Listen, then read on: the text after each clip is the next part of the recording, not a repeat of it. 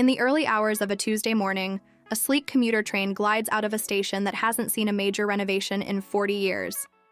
It isn't a bullet train, and it isn't breaking any land speed records. In fact, it's running about 6 minutes behind schedule because a door sensor needed a manual reset. To the average observer, this looks like the same old story of struggling infrastructure. But beneath the surface of these minor delays and aging platforms, a quiet revolution is taking place.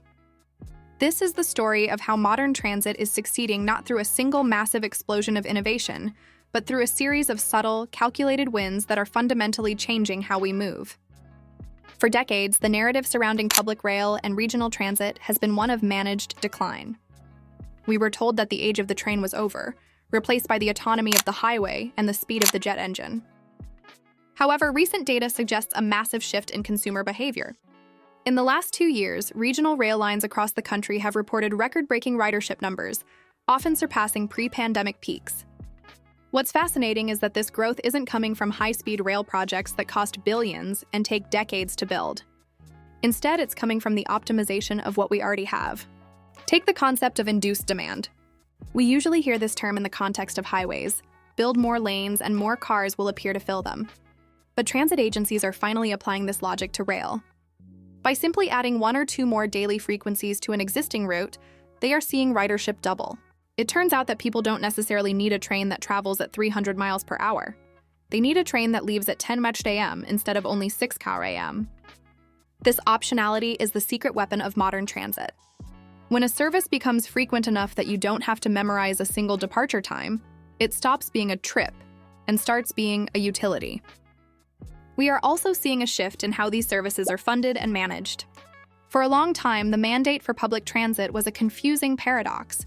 It was expected to run like a ruthless for-profit corporation while simultaneously providing a social service to the most unprofitable regions. This led to a cycle of budget cuts and service degradation. But a new model is emerging: the state-supported partnership.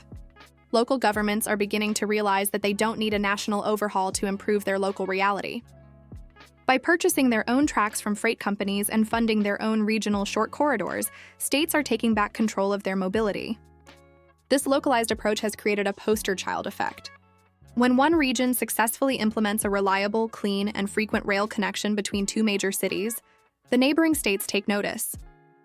We are seeing a race to the top where regional hubs are competing to offer the best transit links to attract young professionals and businesses who are increasingly wary of the commuter-by-car lifestyle.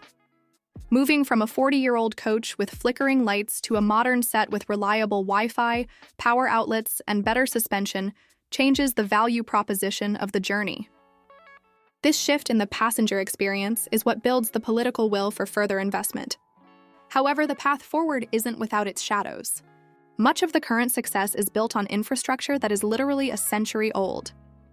In the Northeast and the Midwest, trains are still squeezing through tunnels built in the 1800s and crossing bridges that require constant million-dollar patch-ups.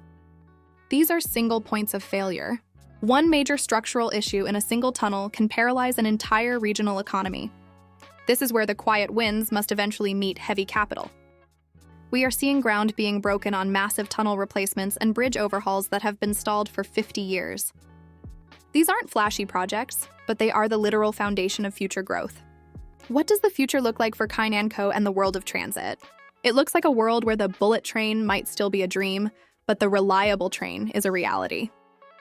It's a future where we stop asking if transit can turn a profit and start asking how much value it adds to our lives, our environment, and our productivity. The success of the modern rail system isn't found in a grand opening ceremony with fireworks. It's found in the quiet hum of a train that arrives on time, with a seat for everyone, and a frequency that lets you live your life without a car. It's not a revolution you'll see on the news, but it's a revolution you'll feel the next time you step onto the platform. The age of the train isn't coming back. It never really left.